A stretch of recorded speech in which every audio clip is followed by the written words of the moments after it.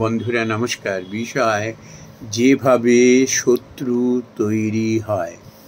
বন্ধুরা, আমরা কেউ কি নিজের শত্রু তৈরি করতে চাই? কখনো চাই না, কিন্তু আমরা নিজেদের অজান্তেই না শত্রু তৈরি করে ফেলি। দু ধরনের শত্রু হয়।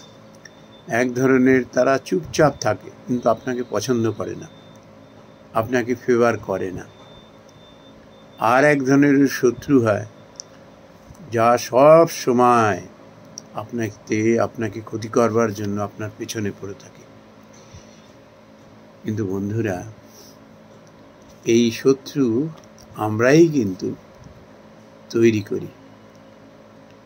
শত্রু তৈরি করবার মূলে আমরা, আবার মিত্র তৈরি করবার মূলেও আমরা শুধু সাবধান হই না, সচেতন হই না বলে এই ভুলটা করে বসে থাকি। বন্ধুরা, আমি কয়েকটা উদাহরণ দিলে পরিষ্কার হবে বিষয়টা, যে কীভাবে আমাদের অজান্তে শত্রু তৈরি হয়ে যায়।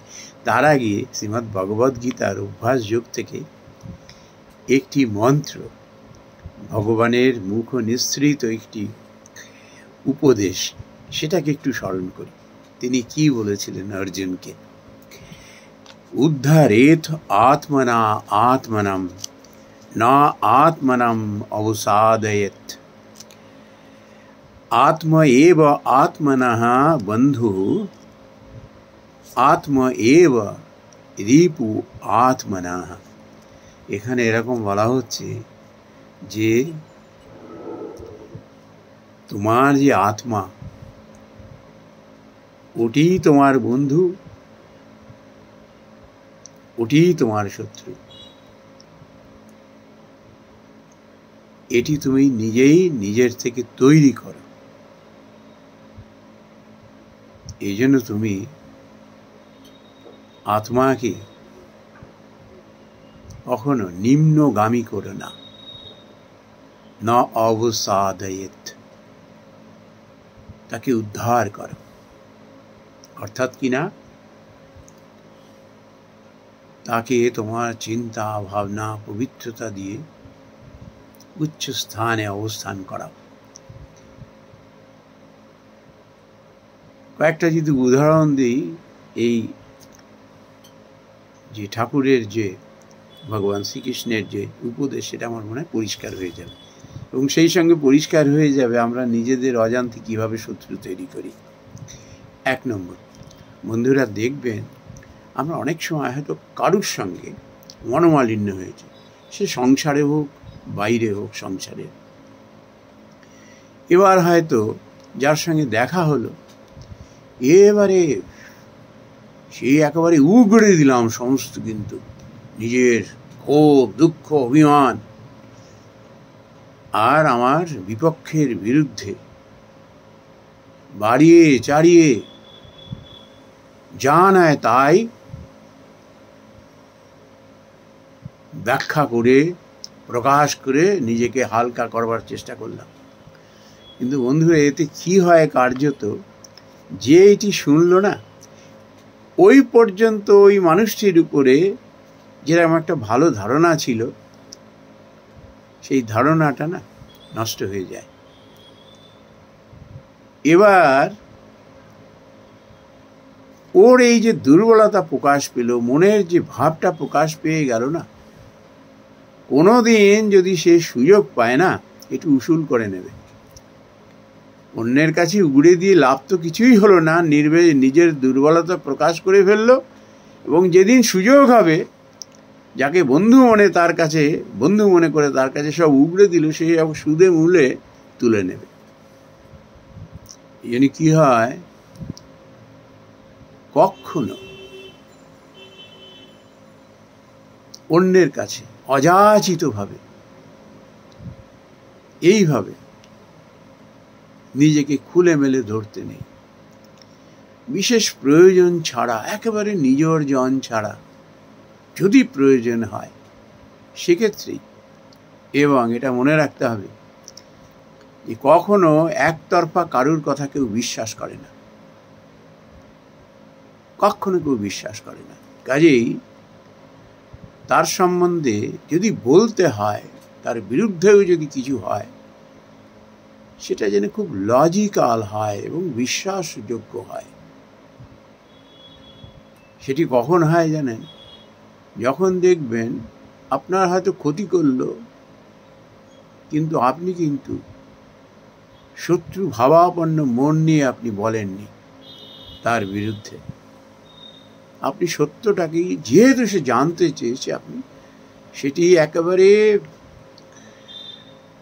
যতটা পারা যায় মার্জিত ভাষা, মার্জিত রুচি ব্যবহার করে, সেখানে কোনো বিশেষণ যোগ করে একেবারে নিকৃষ্ট, বদমাই, শয়তান এগুলোকে পরিহার করে শুধু ঘটনাটি ব্যাখ্যা করাই এবং বিশ্বাসযোগ্যতার দিকে নজর দিয়ে, সেটাই লক্ষ্য হওয়া উচিত।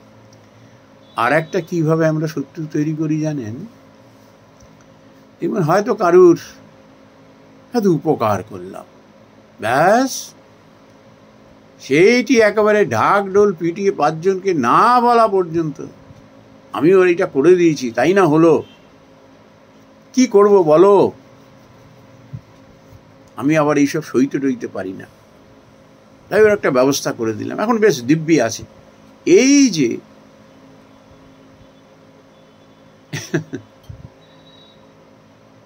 উগড়ে দেওয়া নিজের উপকারের কথা, নিজের বাহাদুরির কথা, এটা লোকে কখনো ভালো চোখে দেখে না। যে উপকার করে না তাকে বলতে হয় না, নীরবে সেটা প্রকাশিত হয়ে যায়। অন্যে বলে, যেই নিজে মুখ খুলে ফেলল তার তো কোনো গুরুত্ব রইলই না লোকের কাছে, না সে আরো অপছন্দের পাত্র হয়ে গেল বা পাত্রী হয়ে গেল। আর একটা কি, হয়তো কোনো মানুষের উপকার করেছিল, কিন্তু কোনো কারণে দেখা গেল উপকারী ব্যক্তি উপকার স্বীকার করল না, হয়তো তার বিরূপ কাজই করে বসল, অমনি ক্রোধান্বিত হয়ে যা না তাই তার সম্বন্ধে বলে বেড়ানো, এটি কখনো করতে নেই। তাহলে কি হয়? উপকারের যে ফল সেটা নষ্ট হয়ে যায়, সেই সঙ্গে অন্যের কাছেও না সে বড় অপছন্দের ব্যক্তি হয়ে যায়। আর একটি ভয়ঙ্কর ব্যাপার হলো আত্মপ্রচার। আপনারে বড় বলে বড় সে নয়, লোকে যারে বড় বলে বড় সেই হয়। যে মানুষ একেবারে আত্মপ্রচারে অভ্যস্ত হয়ে যায় না, সে মানুষকে অন্যেরা বিষবৎ ত্যাগ করে, অপছন্দ করে, সুযোগ পেলেই তাকে শিক্ষা দেওয়ার চেষ্টা করে। বন্ধুরা, এইভাবে না আমরা শত্রু তৈরি করে ফেলি, আমরা বুঝতে পারি না। কিছু মানুষ, ভালো মানুষ, উদার প্রকৃতির মানুষ আছেন, তারা হয়তো শুধরে দেওয়ার চেষ্টা করেন, যদি প্রয়োজন মনে করেন, যদি নিজের লোক মনে করেন, যেখানে শুধরে দেওয়ার চেষ্টা করা যেতে পারে, ভালো পাত্র। বেশিরভাগ ক্ষেত্রে বেশিরভাগ মানুষ শুধরতে যান না,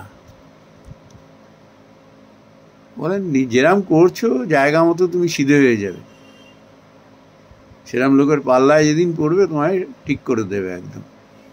তারা চুপচাপ থাকেন। আর আমরা ভাবি কি, দেখলে আমি ঠিক কাজ করছি। চুপ করে থাকা মানে সবসময় ঠিক কাজ করছি না। এখানেই একটা ভয়ঙ্কর বিপদের সংকেত এখানে লুকিয়ে রয়েছে। ওই জন্য কি হয়, আমরা খুব সচেতন হতে হয়। এবারে প্রশ্ন হলো, এগুলো কখন এরকম পরিস্থিতি হয়, কখন আত্মাকে উদ্ধার করা যায়? আত্মাকে তখনই উদ্ধার করা যায়, আত্মা তখনই নিজের বন্ধু হয়, যখন নিজের মধ্যে থেকে আমি, আমার এইটি ত্যাগ করা যায়। যখন বিষয়াসক্তি হয় না, যখন অহংকার মনের মধ্যে বাস করে, তখন এরকমভাবেই না মানুষ নিজের অজান্তেই এইরকম আচরণ করে না বাইরের জগতে ভুরি ভুরি শত্রু তৈরি করে ফেলে। অহং, এই অহং থেকেই এই সব জিনিসের উৎপত্তি হয়। আমি আমার এই অহংকার, এতে আত্মার উদ্ধার হয় না, আত্মা নিম্নগামী হয়, অবসাদয়ত। বন্ধুরা, শ্রীমদ্ ভগবদ গীতায় যেটা বলেছেন, একবার যদি এটির প্রতি আমরা চিন্তা ভাবনা করে নিজেদের যদি যতটা পারা যায়, অভ্যাস যোগ বলছে না, অভ্যাসের দ্বারা মানুষ ধীরে ধীরে ধীরে ধীরে না তখন সক্ষম হয়ে ওঠে, তখন খুব সচেতন হয়ে ওঠে। যেমন জেনে শুনে কেউ যেমন বিষ পান করে না, আগুনে হাত দেয় না, ঠিক ওই রকম সে বুঝতে পারে না এটি করতে নেই। যে ধরনের অভ্যাসগুলোর কথা বললাম আমরা হামেশাই করি, বেশিরভাগ মানুষই করি, আমরা বুঝতে পারি না কিন্তু ও আমায় পছন্দ করছে কি করছে না। বোঝা যায় জায়গা মতো। যে ভালো মানুষ না, যার ঠিক জায়গা মতো সময় মতো সে ভগবান তাকে উদ্ধার করবার জন্য দূত পাঠিয়ে দেবেই দেবে, তার কোনোদিন ক্ষতি হবে না। আর এইসব মানুষ যাকে বন্ধু ভাবলো, দেখো অসময়ে যখন পড়লো না, কেউ তার ধারে কাছে এলো না, সে তখন বুঝতে পারে যে কিভাবে সে সমাজে শত্রু তৈরি করেছে। এই জন্য এটা মনে রাখতে হবে, বাইরের জগতে আমরাই শত্রু তৈরি করি, আমরাই মিত্র তৈরি করি। নমস্কার বন্ধুরা।